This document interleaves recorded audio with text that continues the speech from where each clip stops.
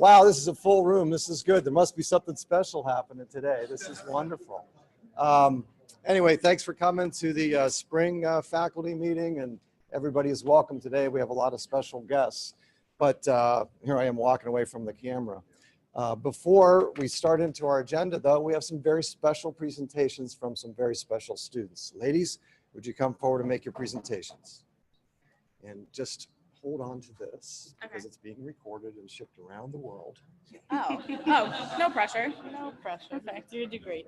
Okay, hi everyone. My name is Sarah Dietz, and I'm Diana Laporte, and we're both in the Agriculture College Council, and that's the club that oversees all of the other student organizations in Cantor. So what we do every year is we send out a poll to all of the students, and we let them vote on their favorite professor and advisor for that year. So we have the winners of the Professor and Advisor Awards for all of the departments for this year. And then students also had the option of submitting like blurbs if they wanted to say why they were voting for a certain person. So we have a couple of those, and we'll just give them to you so that you can look at them when you get your award. So for the Animal and Food Sciences Department, for the Outstanding Professor Award this year goes to Dr. Annie Renzetti. You got her? Okay. I'm just gonna put it. And then for the Outstanding Advisor, it goes to Dr. Amy Biddle.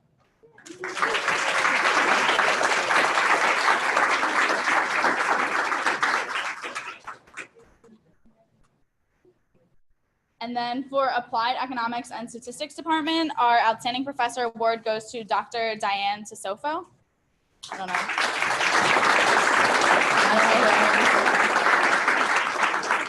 And the Outstanding Advisor Award goes to Dr. Leah Palm-Forster.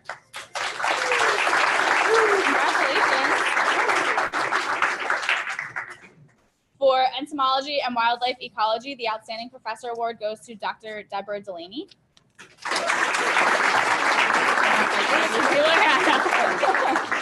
And then the Outstanding Advisor goes to Dr. Chris Williams.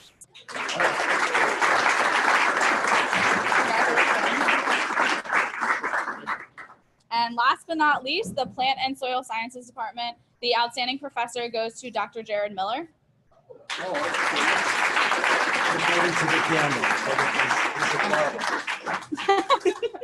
And then the Outstanding Advisor Award goes to Dr. Nicole D'Onofrio. Congratulations. Welcome. Thank you. Thank you, guys. All right, thank you. Yeah, we'll take them for now. Yeah, I'll take these. All right, thanks, Sarah. Yep. Thank you. Oh, that's a good way to start, isn't it? Hey. All right, so we called to order. We need to approve the minutes from December 11th. Anybody have any additions, corrections, deletions to the minutes from December 11th? Does anybody remember what we said on December 11th? Okay. All right, hearing none, then we shall consider those to be approved, and I will head straight into announcements, or I'm sorry, approval of the agenda. This is the agenda, basically, and you have paper copies, right? We have paper copies of that as well. Any issues with the agenda? We good? Good to go. Okay, we've got a lot to cover here. All right, so let me go through some announcements, and then I shall, you can see this okay with the lights up? And this screen is much smaller, right? I'm not flipping out. Okay, this is okay. All right, so we had an accident, I guess. Oh boy. As soon as we get done with Warlow, right back in here, right? All right, it's official as of not even 24 hours on this, but so let's have the people stand that have been promoted in the college. Hong, I see you back there. Hong Lee, promoted to associate professor.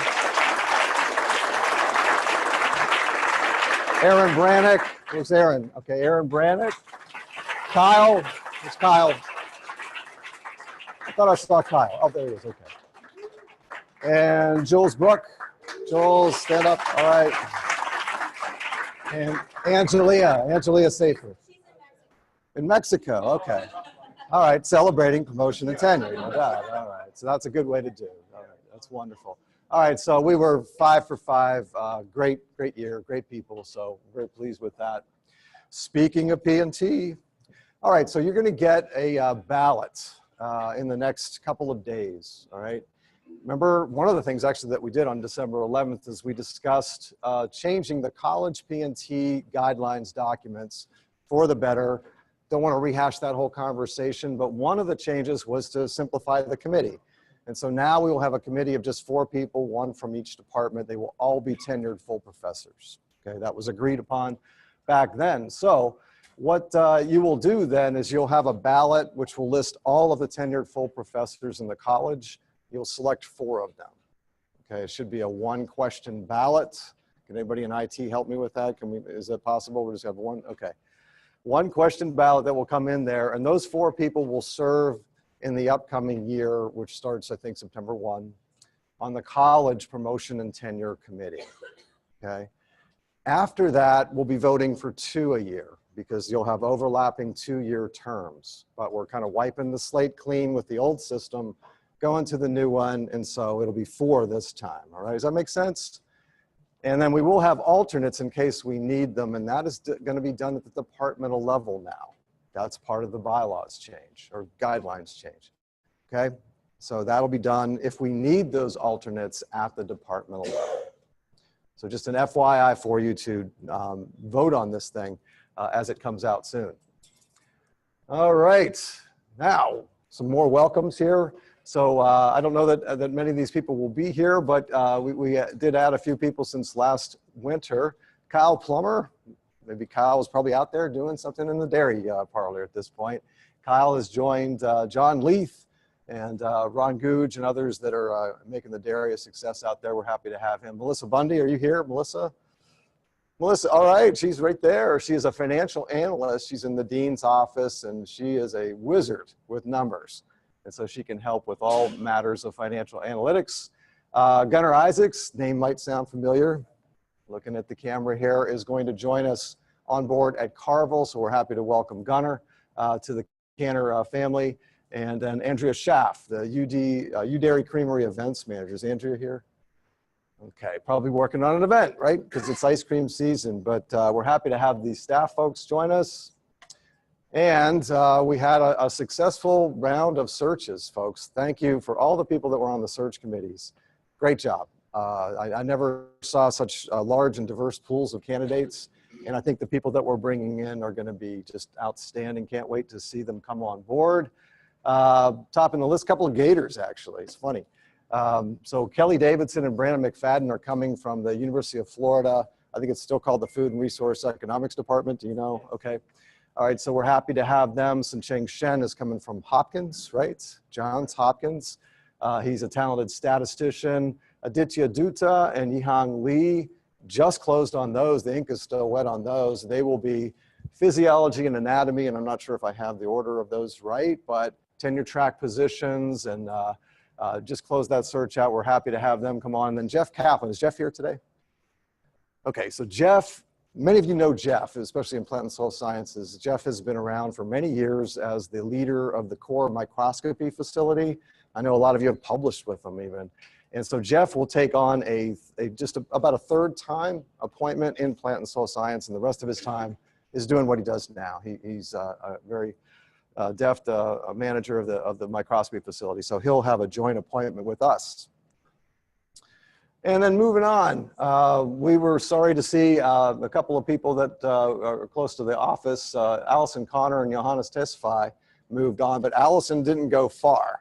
She went all the way to DBI, I think, okay, because there's I'm sorry, PLSC, okay, all right, but she'll be housed in DBI? Okay, so I was right. All right. Anyway, so Vicki Paisley has vacated her position, right, and that's where she's going. Johannes has moved back to be closer to his family, and Janine Sherrier is moving to my adopted hometown of Athens, Georgia, to become a faculty member and chair at the University of Georgia. And coming up later this month, or is it this? No, next month, Dave Fry, Marlena Mara, Steve Hastings, and Bob Dyer are going to go into retirement, and so we wish them all well. And let's have another round of applause here. Dr. Jin, are you here? Yan Jin. Is she here today? Yan Jin will receive the Canner Excellence in Research Award, and she will be on stage at commencement. All of you will be there too. The Canner Excellence in Extension Award is Dr. Gordon Johnson. Hello, Gordon, at the Carville Center. Very well deserved there. The Excellence in Service Award for Research Support is Maddie Valinsky. Is Maddie here? In DC. Everybody's got something to do today. Okay, all right, that's good. But we're really pleased with Maddie and what she's been able to do with Kent's program downstairs. And then the two graduate students that have won the Benson Award are Desiree Narango and Hannah Klipp. And so it looks like it was a sweep of the entomology and wildlife ecology department in that one. So very happy that they have their awards and they'll be recognized again when it comes time to do the walk in a couple of weeks. All right, so Josh Duke, stand up. Where is he? All right, Josh Duke, all right. And Kyle McCarthy again. All right, Kyle. They were, and this is Jake Bowman behind the tree right there in Africa. It's the only picture I could get where I noticed he might have been in it. But anyway, so these are university awards, and so we're very proud. We're only 5% of the university, and for our faculty to rise to that level is just amazing. And so we had some wonderful photography here at the Faculty Senate meeting, I guess, last week. So anyway, yeah, thanks for posing. So. All right, without further ado, I'm going to turn it over to Dr. Chris. Chris, give us a Faculty Senate update. Sir, I've got a handful of stuff I need to go over. Chris. Oh, sorry, oh, I got to go over here. Yes. And I need this. Wait. All right.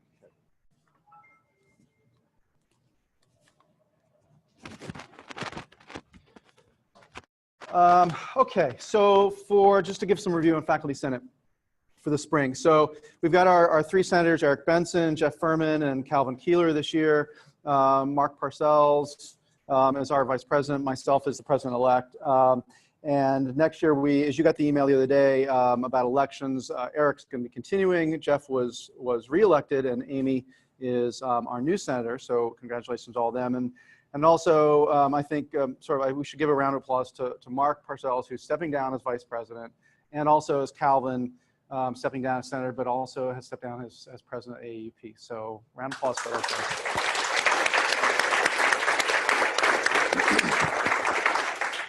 It's a great service, thank you. There was a series of minor academic revisions that occurred over the spring. So just the list, and hopefully I didn't miss anything. We made revisions to the Bachelor's in Animal Science, Pre-Vet Medicine, Animal Bioscience, Environmental Resource Economics, Natural Resource Management, Food and Agribusiness Marketing and Management, Landscape Horticulture. And so in December, right, we all voted to disestablish the landscape horticulture and all its associated concentrations, replace it with landscape architecture. So that happened. Also, revisions in the minor landscape horticulture, resource economics, and environmental soil science. So those are all the changes. Did I miss anybody? Good. So we had lots of changes this year. And we've got this whole new curriculum system that some of you have been battling with, but it's really a fantastic organized way to make curricular changes. And so I think that's been part of the reason we've been able to make a lot of changes across the university. One of the things that was passed this last month was the Horn Entrepreneurship Program just established 7 different certificates in different forms of entrepreneurship. And the hope would be that each one of those 7 certificates is being housed in a different college. We were just talking about this last night. But so one of them is coming our way. So this is, let's see, what is it? What's the official name of it? New Product Development. That's it? Yeah. And so the idea would be that while any of these Horn programs are set up for students across the university and they can take advantage of these certificates in any college, at least each college is gonna take the role in that. So we're gonna move forward in that. Do you have anything else you want to say about where that process is for that new certificate? It's coming. No, I just talking with Dan Freeman last night. I think we're going to use the summer just to kind of work out some of the minor details that because these are brand new things. Right. But certainly I'll be giving updates on that. Jules, did you have anything that you can add to that possibly? Okay. All right. It's on its way, so just be aware. 2 things I wanted to take a couple minutes on is that over the last year and a half, as we've talked about, there was a tenure track commission that was formed by the Provost's office. It concluded its work over the summer. It published that in the early fall. And so the hope is then that all of those ideas and those resolutions were brought forth to the Senate to determine what should be brought forward as real meaningful changes to the faculty handbook when it comes to promotion and tenure. So we began that process. It's going to be slow, and there'll be a lot of things that will come forward next year. But two things did happen in the spring that relate to the faculty handbook and promotion and tenure. First was to stop the tenure clock process. It's always been there, but we clarified it. First off, the language just matches the CBA a bit better, so that's one component I'll say. The other is that it was expanding it a bit, so it wasn't just birth of a child or adoption of a child, but also it could be illness, whatever extenuating circumstances that we run into in life. And so we wanted to make sure that there was some flexibility in that. So that language was passed, and so if you're coming up for tenure, then this is an option available to you, and the language is clarified. So I encourage you to go to the faculty handbook and read that. It's new. It's in a new section too. It's section 4.4.13. The other sort of low-hanging fruit that came out of the report that we passed this spring related to academic analytics. So we all know we've been having fun with Faculty 180. And behind the scenes of Faculty 180 is academic analytics, which is analytically evaluating all of our progress. And the concern is could that data be used for promotion and tenure decisions, which could be a little bit scary when you're being evaluated by these black box metrics between other faculty and even other universities. And so there was a resolution that was passed to say that the use of analytics needs to be done in a very judicious manner. It's not to say that it is not good information, but we just need to think very carefully about it, and we shouldn't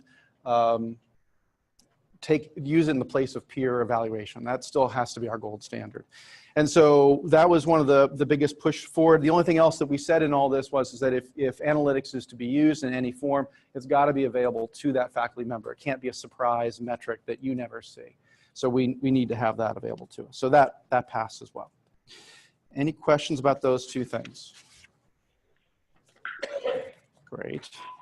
A couple just highlight some other big events that happened over the spring. One was the Faculty Senate made a recommendation to create an office of an ombudsman. And so the idea behind this, now this isn't the Faculty Senate doesn't have the power to create this, only recommend it to the administration. And the idea would be behind this is that it would provide confidential services that include, but not limited to, informal dispute resolution services to the university community, including faculty, staff, and students, all the above, hearing of problems and concerns, providing options for problem solving, and providing an office that's easily accessible for those services. So the hope is that we've got some kind of central location that we can all go to if problems arise.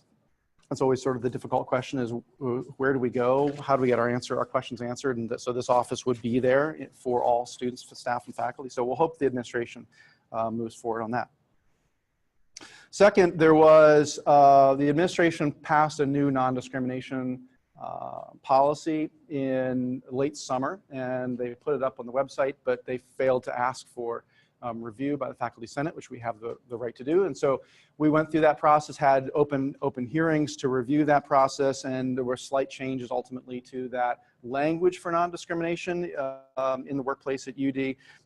And so it is now passed, so that language is going up on the website, just so that we're better in compliance with federal, state, and local mandates, and just providing certainly a better work environment and academic environment for everyone.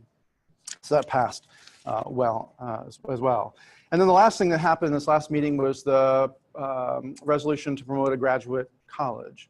So this passed, and there was a series of town halls, a series of open hearings as well to create a graduate college. And so there's a whole series of different things that Provost Morgan had talked about to promote, but just to highlight those, the idea behind this graduate college would be supporting curriculum innovation, facilitating interdisciplinary programs, coordinating professional skill building opportunities, and planning for our students, preparing the graduate students for leadership, promoting diversity and inclusion, supporting high quality graduate student life services, advocating for the importance of graduate education, research training, community outreach, et cetera, and then trying to promote also funding activities.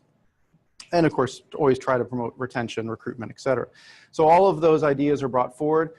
So it was, the resolution on this says the following, is that we're going to, the Faculty Senate intends to establish a graduate college by January 1st of 2019, so it's coming fast. But it is contingent on two components first, which is one, that we've got to build an ad hoc committee of faculty members, which the Faculty Senate is building with review from the Provost's office, but it really is the Faculty Senate, to organize what the structure will be, set up the bylaws, really get into the dirty nature of building that sausage and figure out what needs to happen. So if we can do all that first, then those will come as new resolutions in the fall. And if they pass, then we really do have a graduate college starting January 1st. So that will be, I think, a momentous event, especially for developing interdisciplinary programs and providing more funding for graduate students. All right, so that was the key highlights of the spring. Any questions? Hey. So I think all of that has to be worked out. This is the tricky part about where is this all going to play out, especially when we deal with interdisciplinary programs, right? Are we talking about interdisciplinary faculty who don't really exist in a college except the graduate college? I don't think that's probably true, but who knows? Is it possible that there are graduate programs that are officially only in this graduate college and not in other colleges? I don't know. Those things are going to have to be worked out. We just talked about this over dinner last night. There's the hope that there'll be a sustainability graduate program that will come forward in the next year. And of course, since we have us and CEOE and arts and science and engineering all dealing with aspects of sustainability, how do we bridge all that together to make a meaningful graduate program in sustainability? And what's that going to do to us? I don't know. So we got to work those things out. Okay. Cool. Thank you. All right, thanks. Yep. All right. And congratulations to Chris on being the president of the Faculty Senate coming in. So, Tanya Gressley. Yep. I have a much shorter announcement. So here representing the diversity committee. And I serve as the chief diversity advocate for the college. And I'd like to thank the committee. It's an ad hoc committee. And so we have faculty, staff, students, very dedicated committee. So really appreciate it. One reminder, so if you do anything remotely related to diversity, if you wouldn't mind letting me know, one of my responsibilities is regular reporting, monthly reporting to the Vice Provost's office. So anything I can include in that would be wonderful. They're pretty happy about what we're doing. And we can always make them happier because we are a very active, engaged college, and I appreciate that. Thanks to Cooperative Extension for making available to us some trainings earlier this semester. And also Jen McCarthy, you've probably seen, she started up with others, Diversity in Science seminar series. So she's been doing some other things as well. So it's great, we're having all this input, so appreciate that. Last week, I believe it was, we took part, there were multiples of us, so Sue Barton, Debbie Delaney, Anna Wick, Bob Alphin, for Brain STEM Day. So it was an inaugural event where they brought in about 150, 200 middle schoolers from Wilmington to learn all about the programs that we have related to STEM. And so it was lots of fun. They were very engaged, so thank you. And then the last thing, and the main thing I wanted to talk about, was Dean Rieger sent out yesterday or Monday a mini grant proposal. So in 2017, I sent out a survey to you asking whether courses that you teach address diversity. And of those people who responded, we had a really great response rate. So about 50 faculty responded. And of those, 76% said they do address diversity in one or more of their courses. That said, there's only, as far as I know, only Sue Barton's course is actually a multicultural course. Am I correct? And so, so I think we are already doing things that address multicultural course, and it would be great if we can actually demonstrate that by having more multicultural courses in the books. And so that was the goal of this teaching mini grant. I think our main goal is that people can maybe restructure existing courses, but it's also open for people to develop new courses. So try to make this grant pretty straightforward. Because many of us have not done this, and Sue doesn't want us all in our office asking how to do it, Rose Moravchik, who's Assistant Director of CTAL, will be leading a workshop. And so those details are in this call, but it's Thursday, June 21st, 9 to 1:30 in 049 Townsend Hall. And then part of this also lists the specifics, the last page of this lists the specifics of what needs to be included in curriculog So when you're developing that proposal and sending it to your department's contact, you can give them what they need for a curriculum. So, and this is due June 1st, just a 2-pager, or sorry, July 1st, just a 2-pager. So hopefully we get lots of applications. So any questions?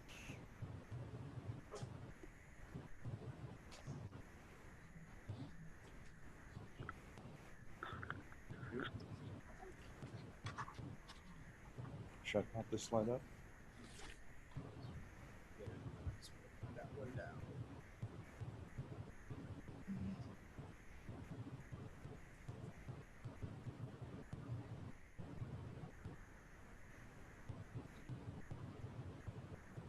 All right, good morning. I'm Greg Shriver. Big news from the Space Committee is I will no longer be chairing the Space Committee. That's all I have to say. So the Space Committee has representatives from each department, so you get one representative from each department. This is the current structure of the committee. I'm termed out, and so is the plant science. Angelia is also termed out.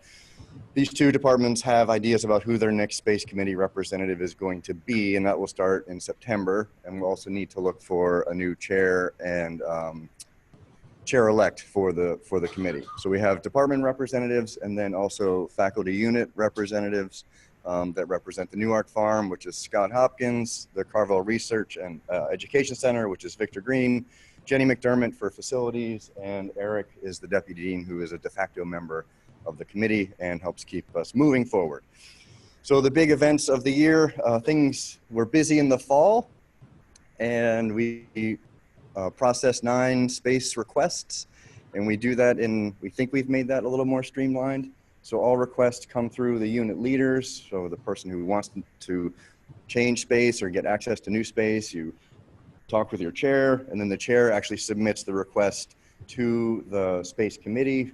That gets evaluated, and we have a Google sheet that tracks the request, the possible concerns about the request, and then what the resolution was, and then who voted which way. So we're trying to make this kind of an ongoing record of how space has been allocated over time, so that when all these people are different, they'll look back in the mid 2018s and 17s and say, okay, that's why Shriver got all the space in, Shriver didn't get any space. So we've done that, and then Warlow is a big deal, and the Space Committee is not involved in that. So it's amazing that the requests really dropped off in the spring, because I think we're all focused on Warlow. So we didn't really process any requests in the spring, which was nice. So we spent our time working on the policy document, which is currently in review with the unit leaders and the dean. And I think that's it. I will take questions if anybody has them. Awesome. Questions for Greg? All right. Thank you, Greg. Okay. All right, let me fire this back up here. Okay. All right. But hey, before we get into actually the meat of the program today, which is about Warlow Hall, I did want to mention Ed Key's book, A History Book of the College. Basically, we will celebrate 150 years of some form of the College of Ag and Natural Resources that dated back to when the Morrill Act was implemented at the University of Delaware in 1869.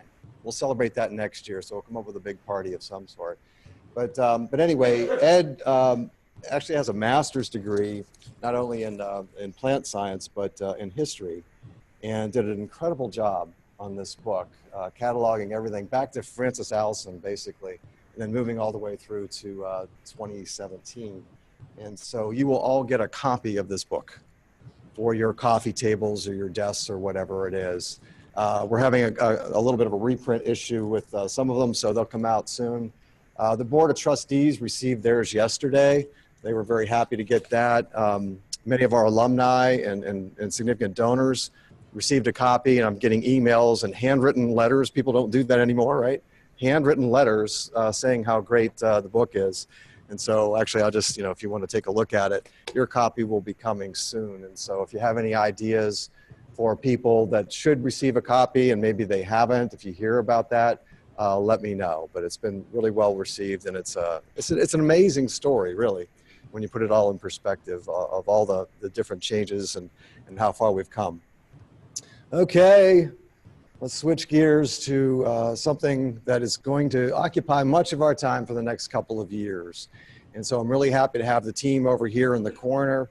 We have Kevin Johnson over here from Smith Group. We have Victor Cardona, the chief architect, Jeff Venema. Am I saying your? Okay, I want to make sure I get that right. He is our project manager from facilities. Shelley Einbinder, university architect, and John.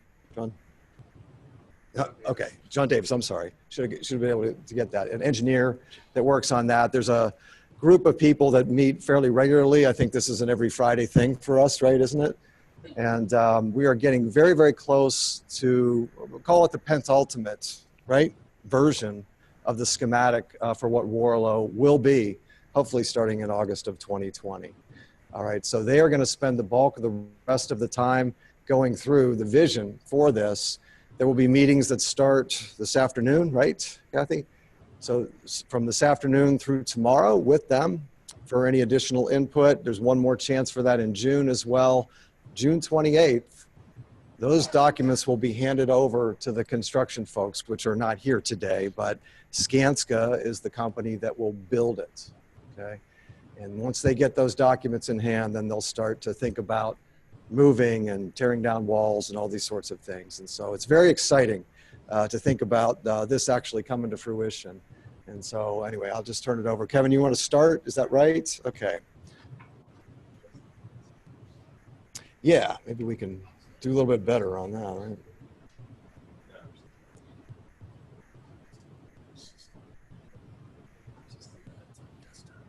Okay, do you have your...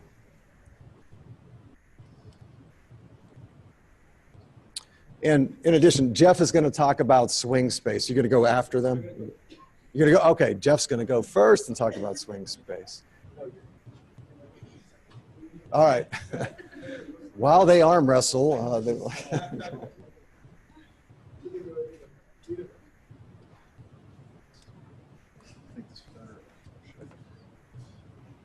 was there a setting where you could just do one?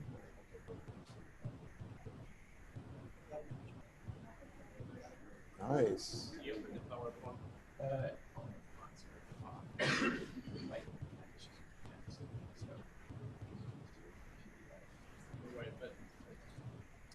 Kevin, you want to? Sure. Pass that. Will that work? Good morning, I'm Victor Cardona. Can you hear me? It's just for recording. That's for recording. Okay. So while they're wrestling with the computer, thank you so much for your help so far. As many of you know, we've been involved in this project since 2013, 2014.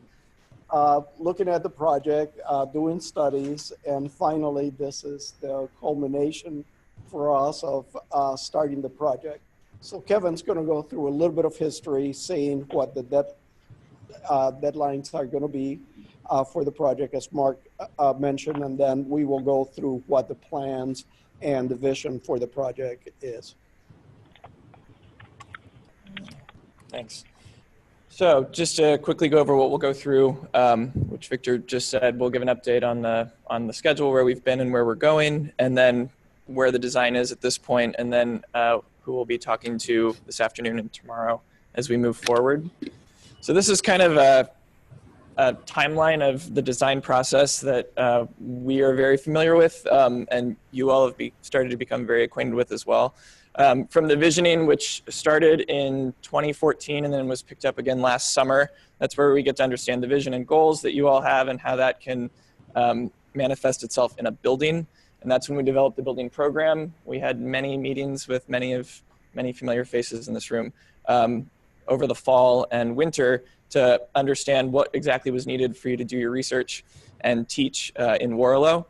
And that turns into a concept, which is where it really starts to get into a building, how it fits within the existing confines of Warlow. That's basically where we are right now. We're kind of right in the middle of this, and now we move into documentation. So the schematic design package, which is what we had submitted 2 weeks ago, is being reviewed by the university, but that's what we'll basically be sharing. And we'll be moving into what's called design development, which is once you have an idea of where the spaces are, you really start to understand how everything works within it. I know you all have been attending meetings where we've been trying to right size or trying to determine those things. And then it moves into the delivery. So that's when everything is given to Skanska. We work with them very closely as we're developing the construction documents, which will start at the end of June to finalize those things. And then they start bidding the process to get the subcontractors on board. And then construction is to start after the end of the fall semester of next year, of this year, of 2018. So start date, hopefully for construction sometime around January of 2019, and move in for you all and be ready and open for classes in the fall of 2020. So just to go through, these are the things that we've already done with you since the visioning. We've met several times. There have been some town halls. We went through programming and schematic design, and then this is what's in front of us. We've got these 2 days where we're going to have design development meetings. We'll have follow-up meetings in about a month. We'll send our design development package out on June 28th for everyone to review. And then construction documents will be developed July through October. The bidding process, it gets started before November, but that's the most intense time. And then move out of Warlow at the end of the fall semester, construction and the building opening. Any questions about that part? Okay. So now I'm going to turn it over to Victor. So just to remind, again, this has been a process that we all been going through. We had the study about what was the state of Warlow in 2014, what were our recommendations to Warlow Hall. We decided to keep it at that point. But there were a number of things that were goals and objectives to the project. One thing that was very important was that the building needed to support your research at that point. So it had to be technological capable of doing that. One of the major things, as you all have experienced that are there, was that the mechanical and electrical and plumbing systems had to be upgraded as the #1 priority for the project to support your research. Second was idea of having the building be more collaborative and interaction among the people. That was a goal. One of the things that we worked with you was in trying to understand your needs, your compatibility issues, and try to develop a concept of neighborhoods that are supportive of your research, but at the same time being collaborative and interactive among those researchers. We did a sampling pool about what were important things, if we could get additional space besides research space. And one of the things, as you know, Warlow Hall has desks in the labs. Typically, most of our universities are promoting that the desks be away from the lab. And the whole issue with how many desks and how many areas that we could find in the building was one of the things that we tried to augment from what is there. Unfortunately, the building's not big enough to house all the research and faculty offices in there, but that's one thing that we all know that.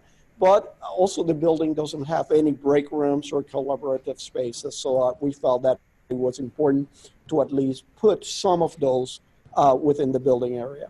So we carefully look at the first, second, and third floor. The second and third floor were definitely ideas that they were going to be kept for research space in that area. And the first floor was the one that we looked at opening it up, understanding how many instructional labs we needed in the building, reducing the number of labs, and increasing the utilization of those instructional labs so that we could gain some more space for the research functions of the area. So on the first floor, this is a little fussy in that area, but we're going to have 4 instructional laboratory spaces. Anatomy and physiology is going to pretty much stay where they are, but get a little reconfigured and reduce area for. We will have capability of 40 student stations within that lab space. We will have our soils and botany lab, our food service lab, pathology and genetics lab, and there will be space provided for a sensory lab next to the creamery area If we can fit it out, we will try to do that with the dollars that we have in that area. One of the things that we are going to do is have an ecosystem core that is a core that will work both in soils, water, and plant, and it will also function as a soil processing lab. And we will have one of our research neighborhoods, what we call the environmental monitoring neighborhood, on the first floor. The first floor also has other functions. It's obviously where all the materials and samples come in and out of the space. So we will maintain the back of the area, hopefully enhance it. We will keep the 2 cold rooms that are in the back, liquid nitrogen dispensing inside the building, and actually coming into this area with those areas. Environmental health and safety will need a new enhanced areas like bio-waste storage and chemical waste storage within that space. We will also provide locker and shower for people that work in the field to be able to take a shower before, after the field area. And we will have some lounge and small huddle rooms space. One of the things that the building will be updated is for the Americans Disability Act, handicap access. So right now, the toilets are hard to get in. Some of the labs are hard to get in with the doors in there. So all of that will be upgraded as part of the building area. Keep going. So if we look at the, this is a blow up of the first floor, that back area, the liquid, the nitrogen dispensing, the bio-waste, the chem storage. We will have a central freezer room in the first floor. That freezer room will have capabilities of backup power and backup air conditioning or MEP systems, so that's where all your -8 that you really want to keep for a long time should be in that space there. And then there will be 2 autoclaves on the first floor, one clean and one dirty from that space. As I mentioned, the ecosystem core area where both the samples that they process, and it will also act as a soil processing area for the faculty that works on soils. So that the idea will be to keep as many of the soil down on the first floor and be able to have the labs in the upper floors as clean as possible within that space. So you can see that there's the plant area, there's the soil area, and then there's the water area. And desk space outside the lab, but next to the lab for the staff that works within that area. If we go to the second floor, each of the upper floors has 4 laboratories. They're open laboratory spaces. So they will be, instead of the cellular small laboratories, we have combined it with one large open area. Why do we do that? There's a number of reasons why we do that. One is it's more interactive, it's more collaborative space. Also, it's more flexible space. Assignments and reassignments of those spaces become a lot more flexible. The idea is to keep the open lab flexible and generic as possible. And what we do is we support that with what we call lab support spaces. Those are very specialized spaces like fume hoods, cell culture, microscopy, and any other specialized function that that neighborhood might have occurs within those areas. Those are specialized environments. So literally you can control the pressurization and the temperature in those areas separate from the laboratory space. In the open lab spaces, we will have flexible casework systems so that they can go up and down. They have shelving that can be added or removed within that area and becomes fairly flexible for your needs and equipment within those areas. Each of the neighborhoods will start with a desk station. It is the desk outside the lab. there will be space for 4 or 5 desks in there, but the people will have a place, grad students, where they can hang their coats, they can put their backpacks, and then they can come into the lab and put their lab coats and with the protocols. That allows them to be able to have coffee or have minor food in those areas and still be next to the lab, where technically they should not be eating in the lab today within those areas. So typically each of the labs are either 7 what we call lab modules, or this one's a little smaller, 6 lab module areas with the respective lab support area. We have worked with the faculty. We're meeting again, as Mark said, today and tomorrow to do any revisions. We got some comments from some of the people, not everybody, but that will be there. Second floor, enhancing the toilets is one. You'll see that there are electrical and data closets in the middle in all the floors. We would have either a cold warm room and an autoclave room on every floor, second and third floor. The second floor is the area that we look at providing a kitchen break room, something that you don't have in the building at all. That's an area, a social area for people to come in and be able to interact while they're eating lunch. So there will be microwaves and refrigerators within that space. One thing that you see a little bit different is that we're looking at studies of providing a third stair in the building, not because we need it for exiting, but if we have a third stair, it allows us to take part of the corridor on the west side of the building and convert that into an equipment room.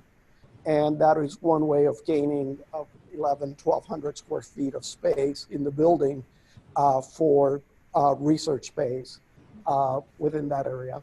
And then we're also supplementing the second floor with a little bit of desk space within that area. We pooled the faculty. We said, how do you want to use that space? That was one of the things that came to the surface, to the top of the surface.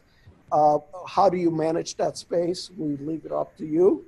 It could be assigned per neighborhood, or it could be floating guest areas, and I think that will sort itself out as you move into the building itself. Keep going. So I think the idea would be the autoclave, the warm or environmental room, the break room within that space, and the desk space, and the lineal equipment room. So right now that's full of shafts and doors.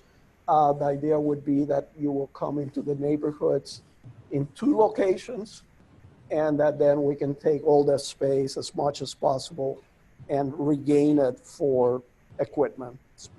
One of the things that everybody's concerned is about how much emergency power do I have in the building, how much it's going to be. We're going to try and give you as much as we can afford. But definitely that freezer room on the first floor is the #1 area, that priority. Environmental rooms like warm or cold rooms is a second, and as much on that lineal equipment room that we can get emergency power, we would try to do that in that space, that area. If we go to the third floor is similar. Again, 4 of the neighborhoods in that area. You see that the soil people were mostly on the second floor.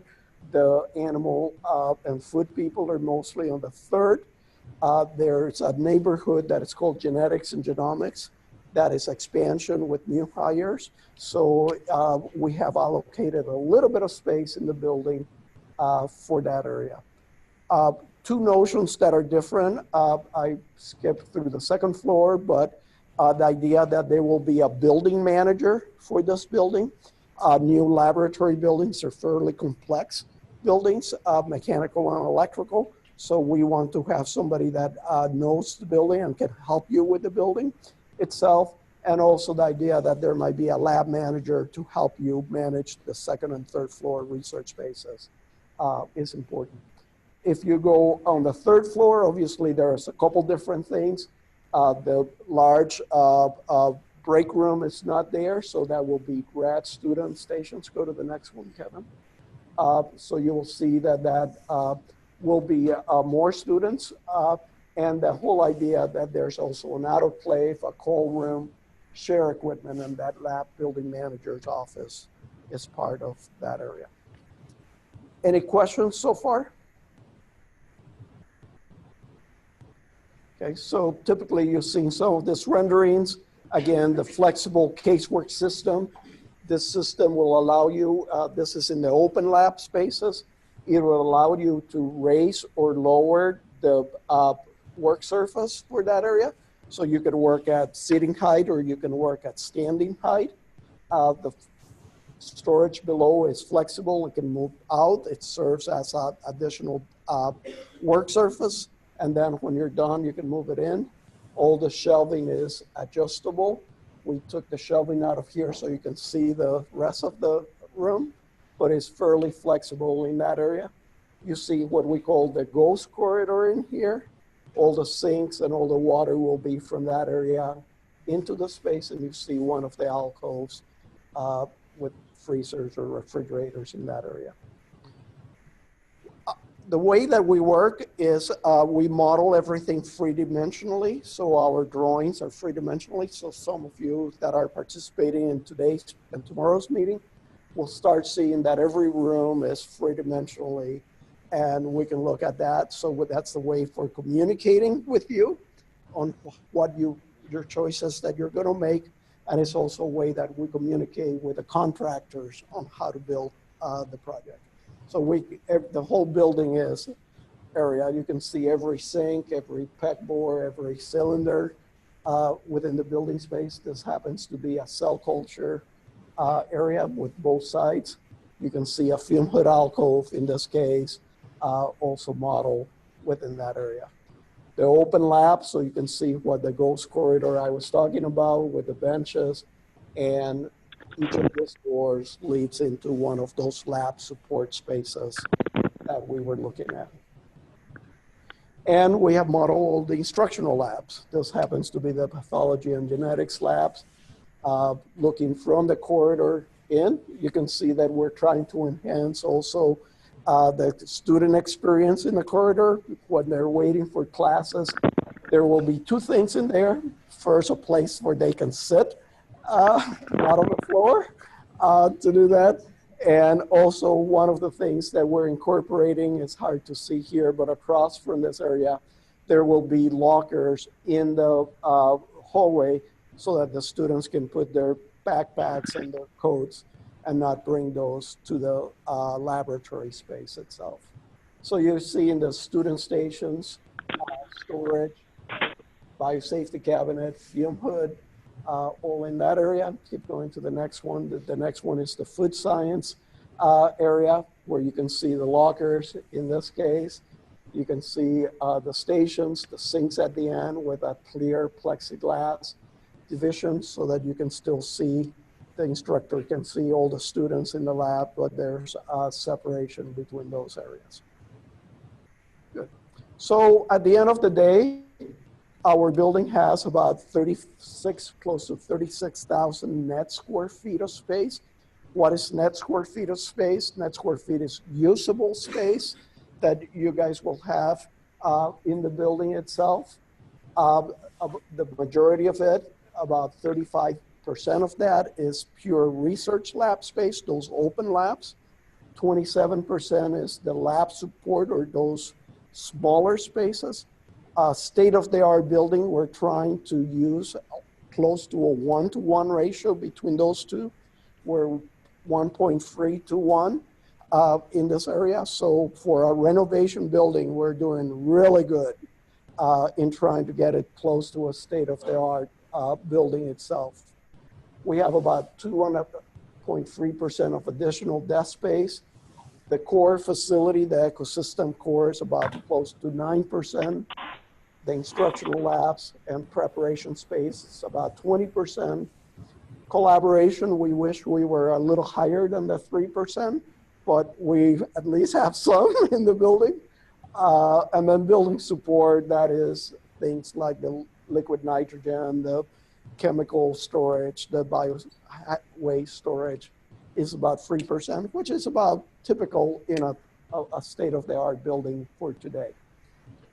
So at the end of the day, we're literally accommodating about 22 faculty PIs, principal investigators, and the average square footage per investigator is 1,050.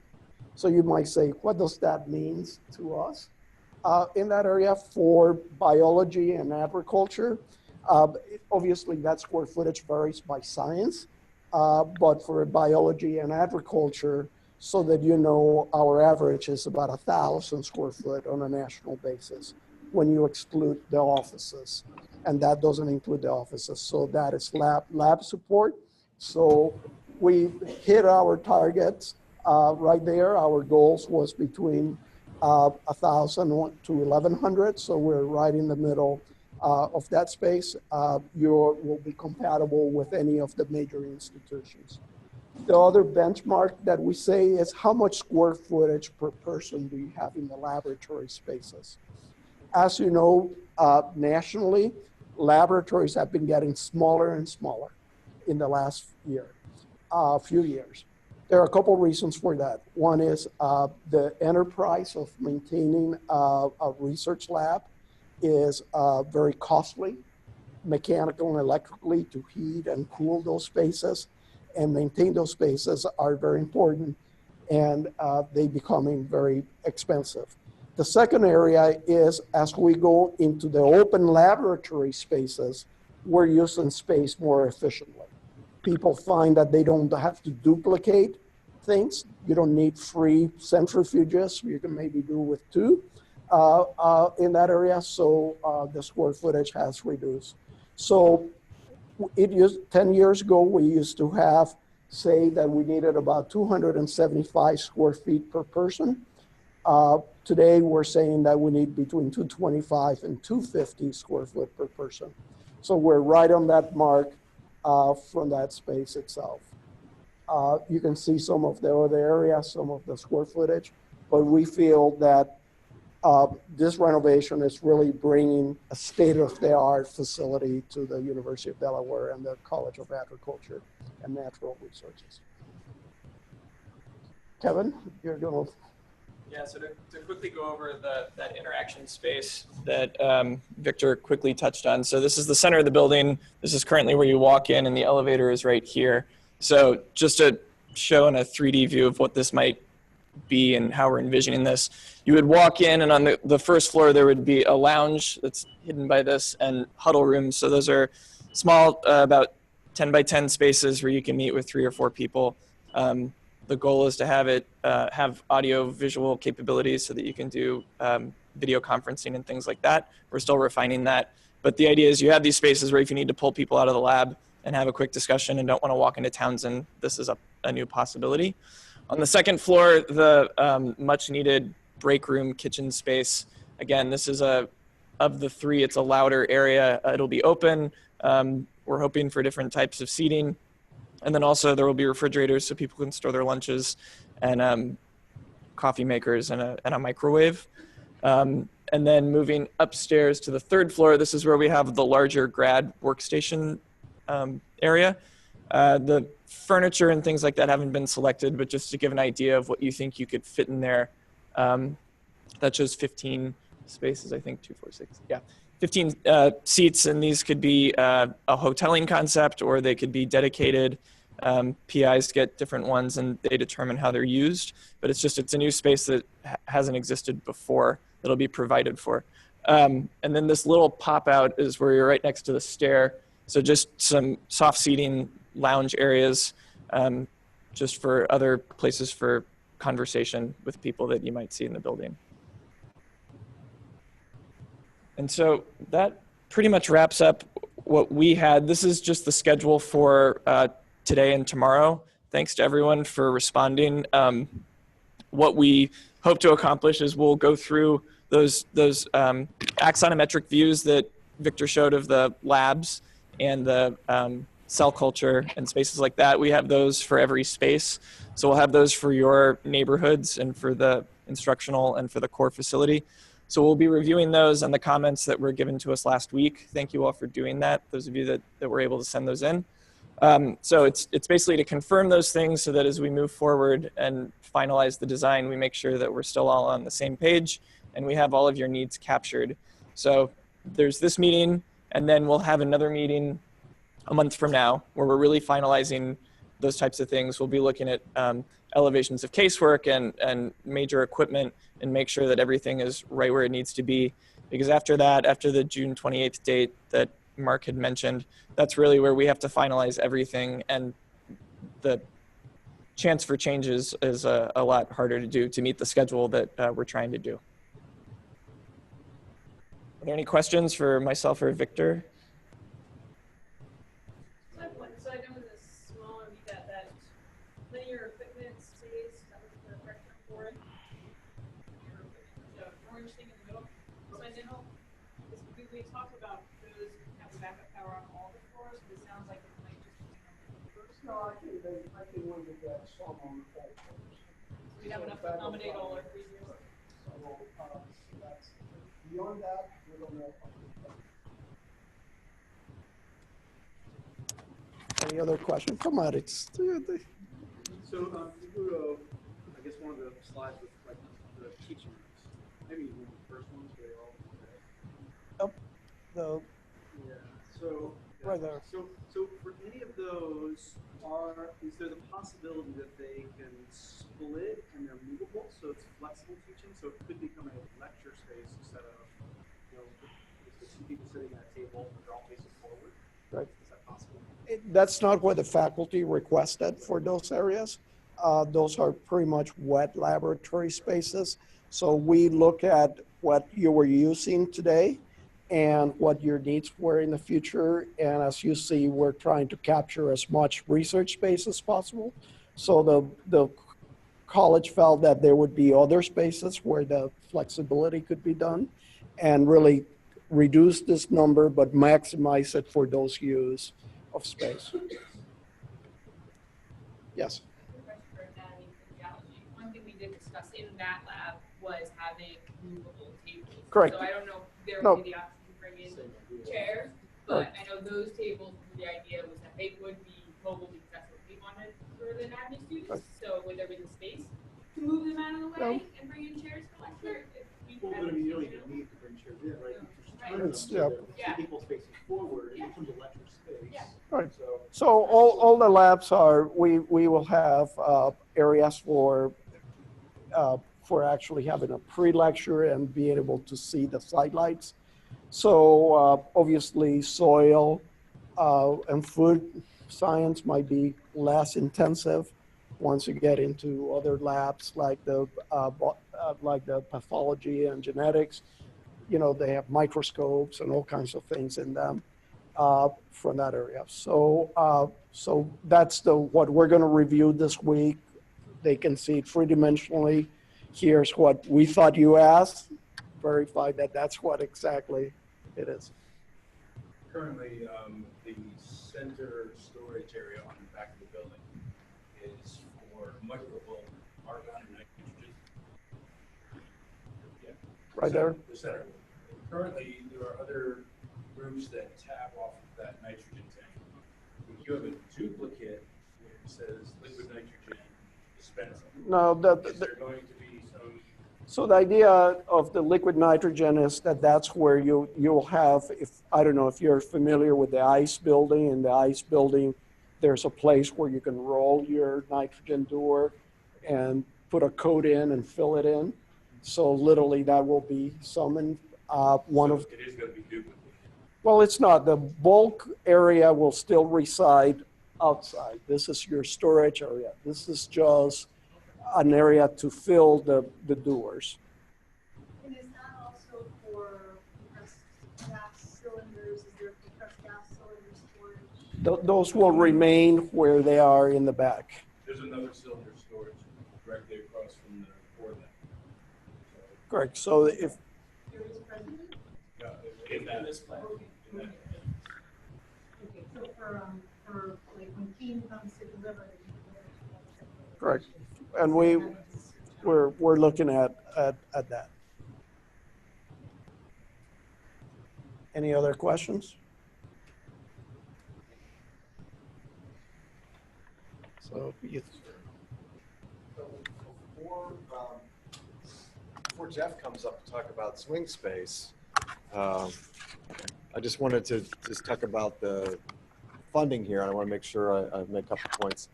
But I want y'all, everybody know Alan Bragman? He's the executive vice president of the university. Hopefully you know him. Alan was very generous with us in this project. Of course, most of my time is out fundraising and trying to figure out how we're going to do the budget.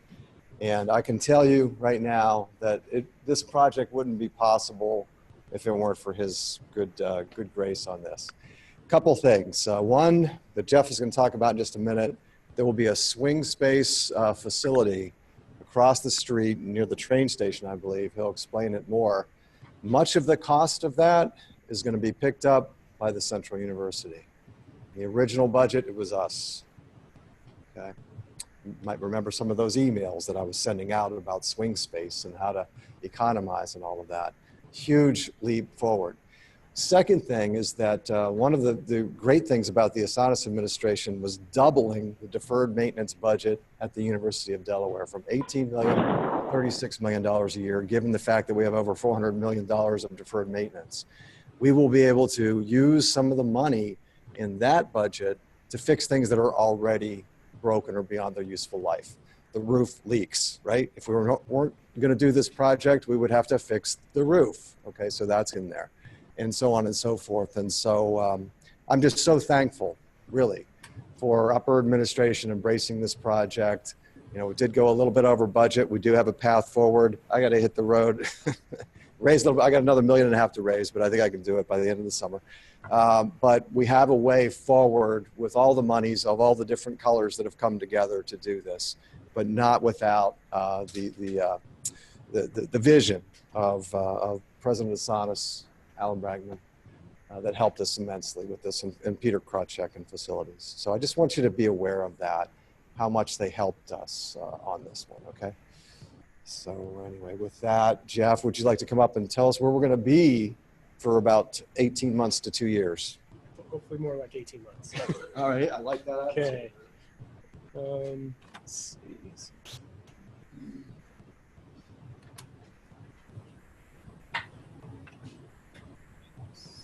Oh, thanks. And where's my slideshow? Yeah, I can see okay, although I'm not seeing where my little make it go into my slideshow. There we go, slideshow.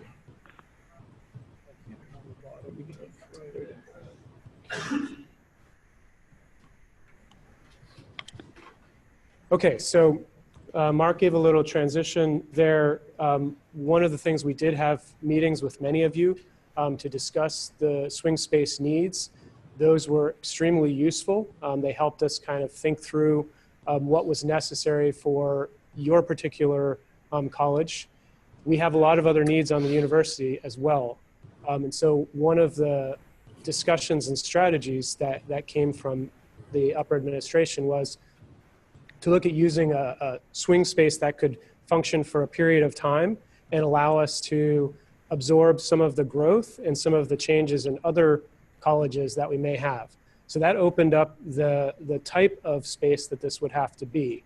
So it wasn't purpose-built for the CANR needs, but it would have to serve for other, as yet not necessarily determined needs in the future.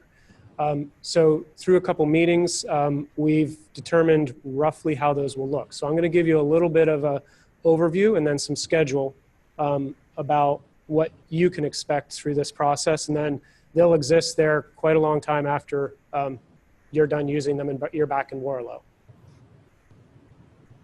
So the main thing that we're going to talk about, because it's going to house the most people, is the lab buildings on the STAR campus. There are other locations that other people are being accommodated in some of the classes and so forth. I've listed a number of them there. Those are typically 1 room or 2 rooms that we're renovating just as temporary space. In most cases, some of them actually will be slightly more permanent space. So places like Fisher, Allen, Townsend, those are ones that the college already owns or utilizes. And then Harker, Penny, Health Sciences, STAR, DBI, and potentially even some other ones around campus that can house, a person here or there. Some of it may be shared space, and some of it may be purpose-built temporary space. I'm going to address the modular lab buildings today. So when we were originally talking, so to kind of orient you, this is the Star Health Sciences building. These buildings don't exist quite yet. This is the Bloom Energy over here. And so we were originally looking at a location potentially here or here. One of the things that delaying the start of this a little bit actually allowed us to do is utilize the space up at the north, which is much better for Warlow in particular, but it also ends up being better for the university in general because it's closer to main campus. This is going to be an interesting coordination because this obviously crossing exists and this little bit of the section of the road exists. This is going to be built in September.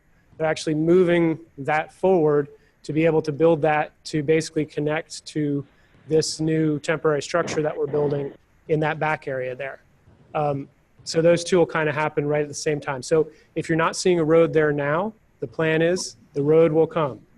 And they're actually reorienting, so that'll come first. It's approximately a quarter mile. It's about 1,500 feet from the front of Townsend, a little longer from the back of Townsend, so it depends on whether you walk or drive. But it's about a quarter mile walk, about 3/8 of a mile if you're coming from the back of Townsend, Fisher, or the farm. So it should be very convenient.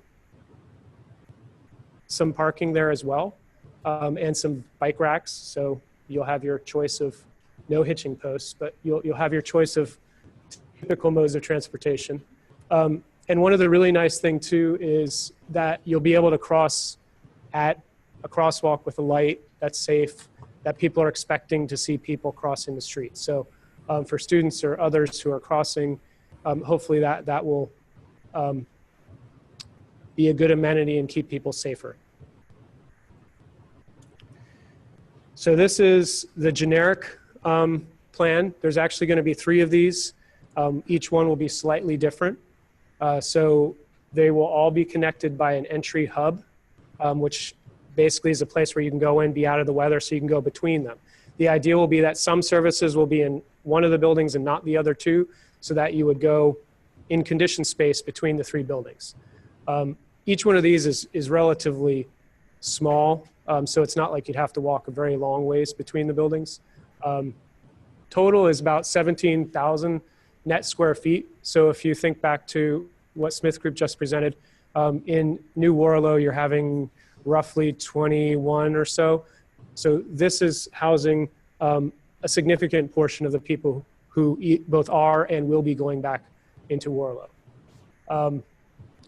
For future use, it's going to be divided into a high use one, which will actually have custom AC, a lot of fume hoods, and a lot more capabilities that would be more akin to like a chemistry use.